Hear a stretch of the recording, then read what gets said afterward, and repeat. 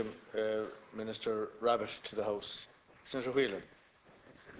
And I too would like to welcome Minister Rabbit to the House, and I'm very grateful to him for coming in here this evening to take the question.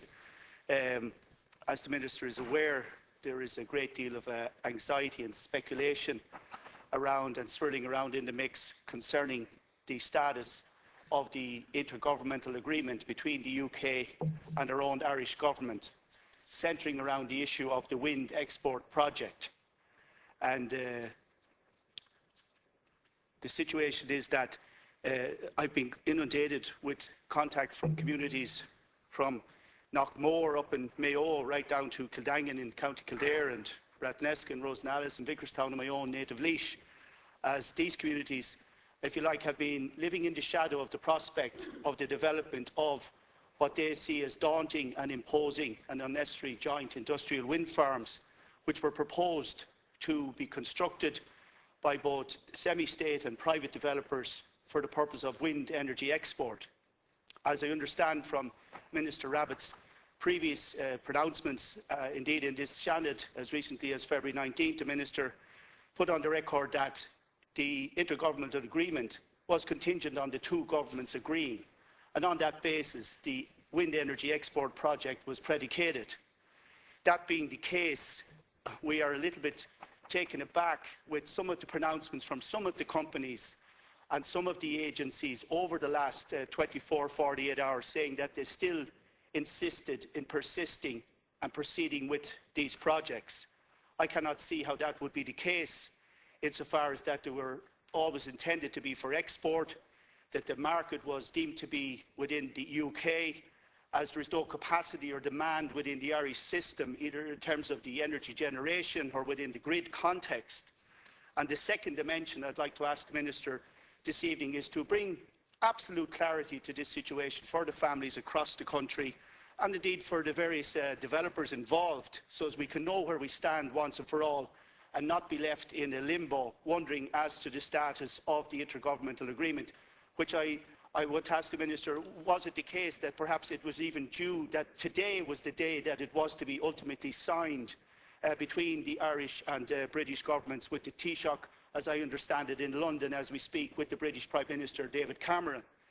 There is also the question of the implications and import this latest development has for our entire energy policy and strategy, as it impacts on people like Airgrid and Bord na Móna and Cuilta, and in terms of the energy strategy being pursued by Sustainable Energy Ireland, all of these agencies that also fall within the remit and the auspices of the Minister's Department. So I'm grateful for him coming in here this evening to bring some clarity and hopefully some finality to us on this issue. Thank you. Ireland is fortunate to have very rich wind resources. We can now exploit these renewable resources to generate electricity, reduce our import bills for gas and oil, and contribute to decarbonising our energy systems. Thanks to technology, we now have the technical capacity to create a new traded sector in green energy. Last year, I signed a Memorandum of Understanding with my UK counterpart, Ed Davey, and since then our two departments have been working towards an intergovernmental agreement as required by the EU Renewables Directive to facilitate trade in green energy between Ireland and Britain. The contemplated Midlands wind export project has been greatly misrepresented, often, I think, willfully and sometimes dishonestly.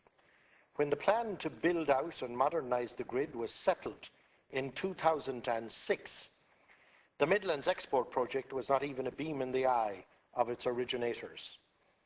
It is a private sector project that can only proceed as permitted by an intergovernmental agreement.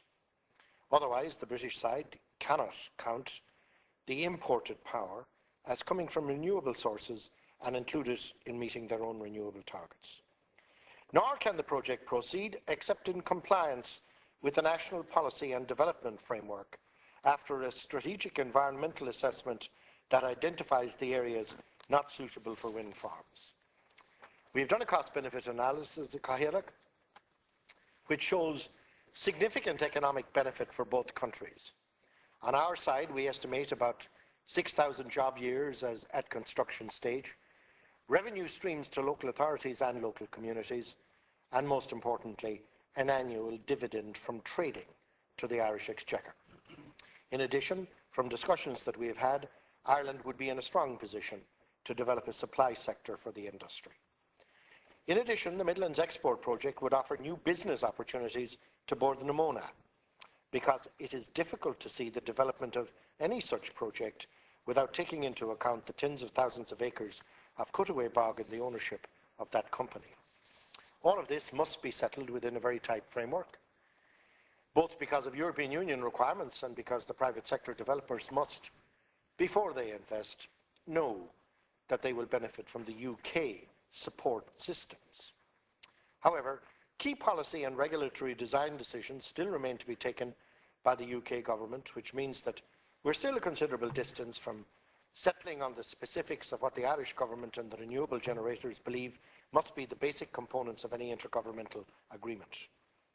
I repeat what I said in this House on, I think it was the 20th of February, Cathaoirleach, that without us seeing a considerable dividend in terms of revenue and employment for Ireland's benefit, there won't be such an agreement. Against that standard, and following my meeting last week with Secretary of Climate Change and Energy, Ed Davey, I now find it difficult to see how within the time frame it's possible to deliver the project as envisaged. May I also take the opportunity to repeat what I said on the 20th of February, that whether or not the Midlands Export Project goes ahead, this country will still need a grid that is fit for purpose. The plans to develop the grid don't have, and never did have, anything to do with the Midlands Export Project. The Midlands Export Project, Cathaoirleach, remains a novel one which, if realised, will bring jobs and wealth to Ireland.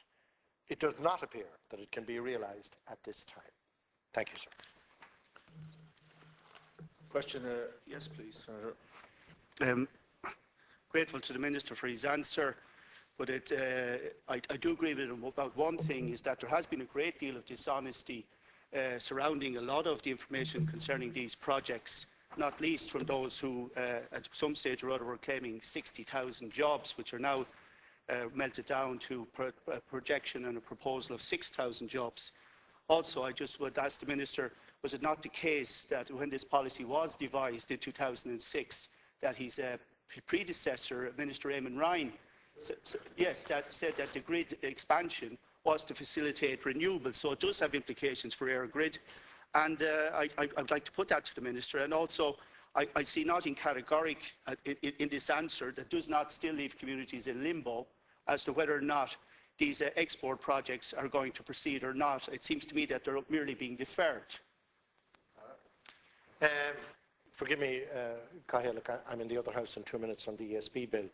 The fact of the matter is that the Midlands Wind Export Project wasn't even contemplated in 2006.